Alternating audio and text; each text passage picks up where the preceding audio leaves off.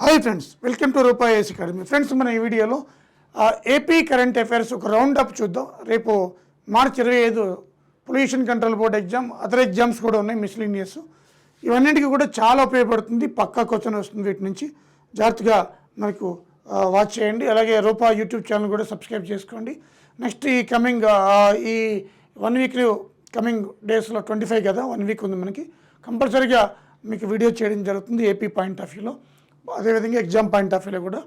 So ఇక్కడ ఏపీకి సంబంధించి మనకి జల్ జీవన్ మిషన్, దీనికి సంబంధించి ఏపీలో ఒక 38 వాటర్ రిసోర్సెస్ని ఐడెంటిఫై చేశారు. టోటల్ మొత్తం ఏపీలో 26 జిల్లాలకు గాను 38 వాటర్ రిసోర్సెస్ని ఐడెంటిఫై చేశారు. సో 60,000 కోట్లు మొత్తం ఇది ఒక ప్రాజెక్ట్ అనమాట. 38 వాటర్ రిసోర్సెస్ని ఐడెంటిఫై చేశారు. ఈ సమ్మర్లో ప్రతి ఒక్కరికి 55 లీటర్స్ పర్ క్యాపిటా వాటర్ అందియాలి, ఇది గోల్.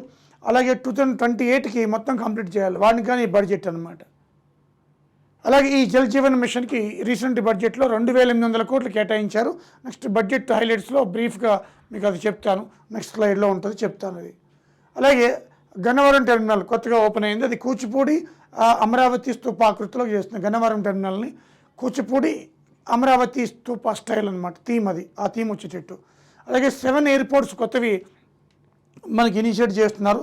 తుని, అన్నవరం, ఒంగోలు, కుప్పం, దగదర్తి, శ్రీకాకుళం, తాడేపల్లిగూడెం, నాగార్జున సాగర్, ఈ 7 కూడా కొత్త ఎయిర్పోర్ట్స్ రాబోతున్నాయి ఆంధ్రప్రదేశ్కి అనమాట.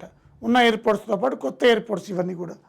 అదేవిధంగా మనకి వరల్డ్ తెలుగు సమాఖ్య 12th మహాసభలు హైదరాబాద్లో HACCలో జరిగాయి.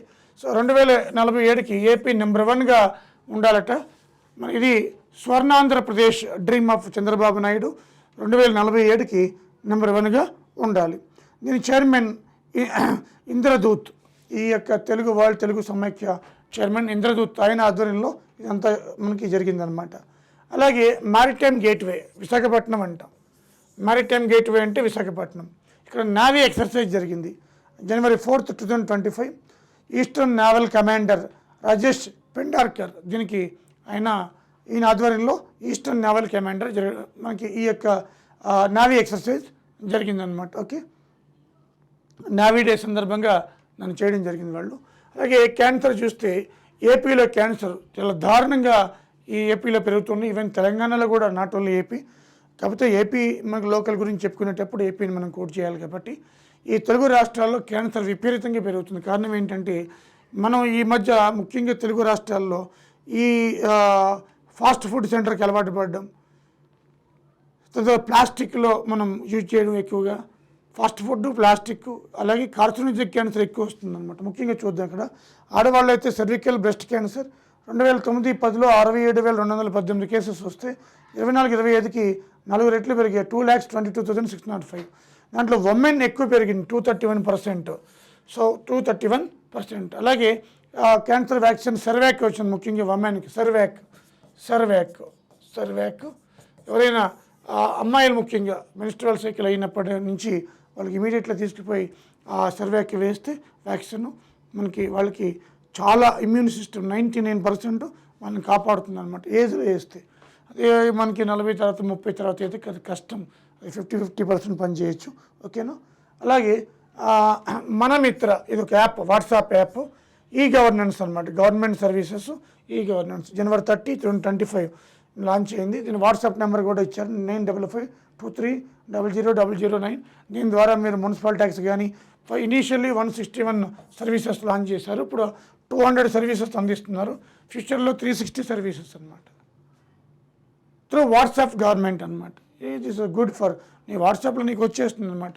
హౌస్ ట్యాక్స్ ఎంత బకాయి ఉన్నావో, కరెంట్ బిల్ నుంచి అన్నీ నీకు వచ్చేస్తే ఈజీగా లింక్లోంచి కట్టుకోవచ్చు అనమాట. ఇంటి నుంచి ఉండే ఆల్ సర్వీసెస్ అనమాట. Okay, it's very good idea. అదేవిధంగా సదరన్ కోస్టల్ రైల్వే, ఇది మనకి అఫీషియల్గా అనౌన్స్ చేయడం జరిగింది ఫిబ్రవరిలో మోడీ గారు, విశాఖపట్నం హెడ్ క్వార్టర్. అలాగే విశాఖపట్నాన్ని మనకి ఇంతకుముందు వాల్టేర్ డివిజన్ అనేవాళ్ళు, ఇప్పుడు రాయగఢ కొత్త డివిజన్ ఏర్పాటు చేసి ఈ వాల్టేర్ డివిజన్ని సదరన్ కోస్ట్లో కలిపేశారు. మొత్తం దీని కింద ఈ సదరన్ కోస్టల్ రైల్వే కింద మొత్తం 4 డివిజన్లు వస్తాయి అన్నమాట. ఒకటి గుంతకల్లు, గుంటూరు, విజయవాడ, విశాఖపట్నం 4 హెడ్ క్వార్టర్ కూడా విశాఖపట్నమే. రాయగడ డివిజన్ని ఏం చేశారు, అటు మనకి ఒడిశాలో అంటే ఈస్ట్ కోస్ట్ రైల్వేలో మనకి కలిపేయడం జరిగిందనమాట. ఓకేనా, ఇది ముఖ్యంగా. అదేవిధంగా NIDM, national institute of disaster management, విభిన్న చట్టంలో భాగంగా సౌత్ క్యాంపస్ జనవరి 19, 2025లో కొండపావులూరులో అంటే గన్నవరం దగ్గరలో కొండపావులూరులో ఏర్పాటు చేశారు. అలాగే NDRF 10th బెటాలియన్ కూడా మనకి ఏర్పాటైంది. NDRF 10th బెటాలియన్ యాక్చువల్గా మనకి మంగళగిరిలో పెట్టాలి, అక్కడ ఎయిమ్స్ వచ్చింది కాబట్టి కొండపావులూరు షిఫ్ట్ చేస్తారనమాట. ఓకే, అలాగే AP cabinet approved enhanced subsidies for SC, ST, BC minority women entrepreneurs. ఇది చాలా ఇంపార్టెంట్. దీంట్లో భాగంగా MSME entrepreneurship, micro small medium entrepreneurship, అలాగే AP food processing, AP sustainable electric mobile policy, అలాగే mobility policy, AP textile policy, apparel and garment policy, ఇవన్నింటికీ వర్తిస్తుంది అనమాట subsidy. దాంట్లో ఇంతకుముందు 35% ఉండేది, దాన్ని 45%కి ఇంక్రీజ్ చేశారు. ఇది investment subsidy up to 75 lakhs వరకు పెంచారనమాట. So 35 to 45% investment subsidy up to 75 lakhs. అలాగే SC, ST on land value 50% 2 lakhs ఇచ్చేవాళ్ళు, ఇప్పుడు ఇది 75% 25 lakhsకి పెంచారనమాట. ఇవి చాలా ఇంపార్టెంట్ ఎగ్జామ్ పాయింట్ ఆఫ్ వ్యూలో. అదేవిధంగా MSMED policy, micro small medium development policy అనమాట. 4.0 తీసుకుంటే ఉమెన్, BC అంటే డిఫరెంట్లీ ఏబుల్డ్ ఎంటర్ప్రెన్యూర్స్కి ఇంతమంది power per unit 1 rupee 6 years ఉండేది, దాన్ని పెంచారు 1.50 అండ్ 5 years తగ్గించారు ఇక్కడ ఇయర్. సో పర్ యూనిట్కి ₹50 వసూలు చేస్తారు అప్ టు 5 years వరకు అనమాట. తర్వాత మామూలుగా కట్టవలసింది. SGST state GST reimbursement 5 years వరకు ఇస్తారు. గుడ్, ఓకేనా. ఇవి క్యాబినెట్ అప్రూవ్ చేస్తుంది. అలాగే విశాఖపట్నంలో డేటా సిటీ డెవలప్మెంట్ సెంటర్ పెడుతున్నారు. దీంట్లో MOU జరిగింది గూగుల్ తోటి, గూగుల్తో ఒప్పందం జరిగిందనమాట, గూగుల్ తోటి. అలాగే విశాఖపట్నంలో ఏపీ మెడ్టెక్ జోన్ ఉంది. అక్కడ సైక్లోట్రాన్ సెంటర్లో రేడియో ఐసోటోప్స్ కమర్షియల్గా ఫస్ట్ టైం మనకి పర్మిషన్ ఇచ్చింది, ఇండియాలో ఫస్ట్ టైం అనమాట. కమర్షియల్గా తయారు చేస్తున్నారు రేడియో ఐసోటోప్స్. అంటే హాస్పిటల్లో క్యాన్సర్ పేషెంట్స్కి వాడుతూ ఉంటారు కమర్షియల్గా అనమాట. ఓకేనా. అలాగే మనకి ఓరోకల్లో ఈవీ మోటార్ వెహికల్స్ పార్క్ పెడుతున్నారు ఓరోకల్లో. అలాగే NTPC గ్రీన్ హైడ్రోజన్ హబ్ని 200 ఎకరాల్లో మనకి పూడిమడక, అనకాపల్లి డిస్టిక్, అచ్యుతాపురం దగ్గర అనమాట. అలాగే బల్క్ డ్రగ్ పార్క్ కూడా అనకాపల్లి డిస్టిక్, నక్కపల్లి, నర్సీపట్నం దగ్గర నక్కపల్లి అనమాట, అక్కడ పెడుతున్నారు. అలాగే మనం చూస్తే క్రిష్ సిటీ అంటే ఏంటంటే Chennai Bengaluru industrial corridor Krishnapatnam link అవుతుంది అనమాట. అక్కడ 2193 కోట్లతోటి ఒక సిటీ తయారు చేస్తున్న క్రిష్ సిటీ అనమాట. దీంట్లో ఫార్మా అన్నీ మొత్తం IT, కమ్యూనికేషన్స్ అన్నీ వస్తాయన్నమాట. సో దాన్ని క్రిష్ సిటీ అని పేరు పెట్టారు. దీనికోసం ఎంత కేటాయిస్తున్నారు, 2193 కోట్లు అనమాట. అలాగే Dokka Seethamma canteens, mid day meals అనమాట జూనియర్ కాలేజెస్లో. జనవరి 4, 2025 నారా లోకేష్ గారు స్టార్ట్ చేశారు. జనవరి 4, 2025 పవన్ కళ్యాణ్ గారు చెప్పారు, నేను అధికారంలోకి వచ్చినప్పుడు డొక్కా సీతమ్మ క్యాంటీన్స్ నేను చేస్తామని చెప్పి. సో ఆమె ఎంతోమంది పేదవాళ్ళకి అన్నం పెట్టి ఆదుకుంది. సో కాబట్టి ఆమె పేరున మనకి ఈ డొక్కా సీతమ్మ క్యాంటీన్స్ మనకి లాంచ్ చేయడం జరుగుతుందన్నమాట. అదేవిధంగా మనం చూస్తే అన్నదాత సుఖీభవ మనకి ఈ అన్నదాత సుఖీభవ రైతులకి అనమాట. పెట్టుబడి PM కిసాన్ కింద 10,000 ఇస్తున్నాడు ఏపీ గవర్నమెంట్, 10,000 మొత్తం 20,000 ఇస్తుంది రైతులకి అనమాట. PM 3 దఫాలుగా మనకి సెంట్రల్ గవర్నమెంట్ ఇస్తుంది. అదే సెంట్రల్ గవర్నమెంట్ ఎప్పుడెప్పుడు ఇస్తుందో వీళ్ళు అప్పుడు కలిపి ఇచ్చేస్తారనమాట. వాళ్ళు ఎంత ఇస్తారో వీళ్ళు ఎంత కలిపి ఇస్తారు, 20,000 మొత్తం. అలాగే మనకి తల్లికి వందనం 15,000 ఒక చిల్డ్రన్కి అనమాట. ఈ ప్రోగ్రామ్ కూడా ఇనిషియేట్ చేస్తున్నారు. ఫిషర్మెన్ హాలిడే అంటే వేసవికాలం వచ్చినప్పుడు ఎండలు ఎక్కువ ఉంటాయి కదా, వెళ్ళలేరు కాబట్టి అప్పుడు ఆ 2-3 నెలలు 20,000 ఇస్తారు. 10,000 20,000 పెంచారనమాట చంద్రబాబు నాయుడు గారు. అలాగే మనకి solar wind integrated storage project దేశంలో ఫస్ట్ అనమాట. నంద్యాల వైఎస్ఆర్ డిస్టిక్లో 2 జిల్లాల్లో గ్రీన్ టెక్ సంస్థ ఏర్పాటు చేస్తుంది. టాటా వాళ్ళు కర్నూలులో 400 మెగావాట్లతోటి సోలార్ ప్లాంట్ ఒకటి ఏర్పాటు చేస్తున్నారు. అలాగే compressor bio plant gas Kanigiri Reliance వాళ్ళు ఏర్పాటు చేస్తున్నారు. ఇన్ని ఇనిషియేషన్స్ జరిగాయి అన్నమాట. అలాగే కాకినాడలో గ్రీన్ అమోనియా ప్లాంట్ ఏర్పాటు చేస్తున్నారు. అలాగే తాటిపూడి రిజర్వాయర్ పేరు కూడా మనకి గొర్రిపాటి బుచ్చి అప్పారావు ప్రాజెక్టుగా మార్చేశారు. ఇది పోలవరం ప్రాజెక్టులో మనకి భాగంగా ఉంటుంది. అలాగే ఏపీ కోస్టల్ ఏరియా లెంత్ మారిందనమాట. ఇంతకుముందు 974 కిలోమీటర్స్, ఇప్పుడు లెంత్ మారింది 1027.58 కిలోమీటర్స్. ఎందుకంటే ఓవరాల్గా ఇండియన్ కోస్టల్ ఏరియా లెంత్ మారిపోయింది. 11,098.81 కిలోమీటర్లు. మనకి ఇంతకుముందు 7,516.7 కిలోమీటర్లు ఉండేది, ఇప్పుడు 11,098.81 కిలోమీటర్లు అనమాట. శాటిలైట్ యాక్యురసీ వల్ల ఇది కొంచెం పెరిగింది, కాబట్టి ఇది కూడా ముందు పెరిగింది అనమాట, 1027.58. ఓకే. అలాగే ఈగల్ ఫోర్స్ అని చెప్పి కొత్తగా ఏర్పాటు చేశారు. డ్రగ్స్, కెనాబిస్, గంజాయి డ్రగ్స్ని కంట్రోల్ చేయడానికి. దీంట్లో రవికృష్ణ అనే ఒక ఐజన్ కూడా పెట్టారు.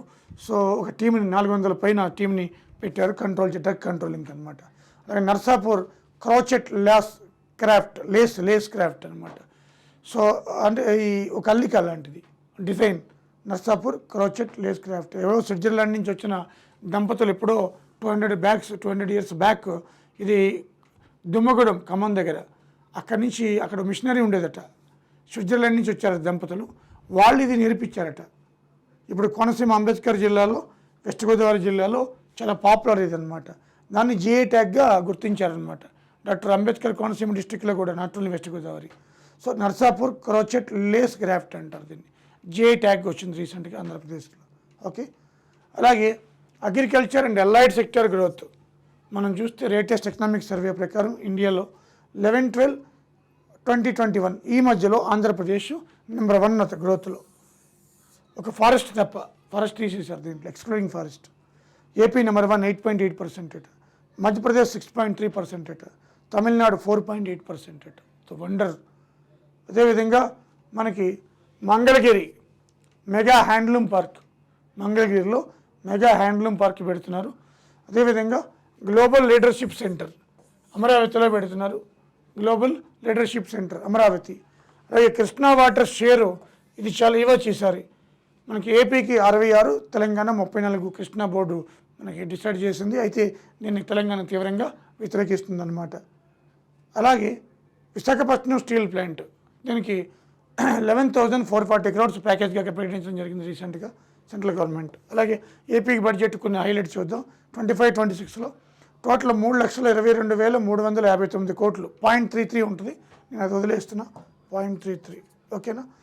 సో 3.22 lakh crores, 3 lakhs దాటం ఫస్ట్ టైం అయిన బడ్జెట్ ఏపీ చరిత్రలోది.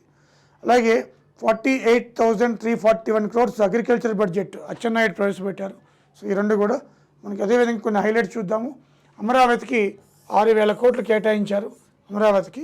అలాగే ఎన్టీఆర్ భరోసా పెన్షన్ స్కీమ్ 27,518 కోట్లు కేటాయించారు. మనబడికి 33,486 కోట్లు కేటాయించారు. ఇరిగేషన్ ప్రాజెక్ట్స్కి 11,314 crores కేటాయించారు.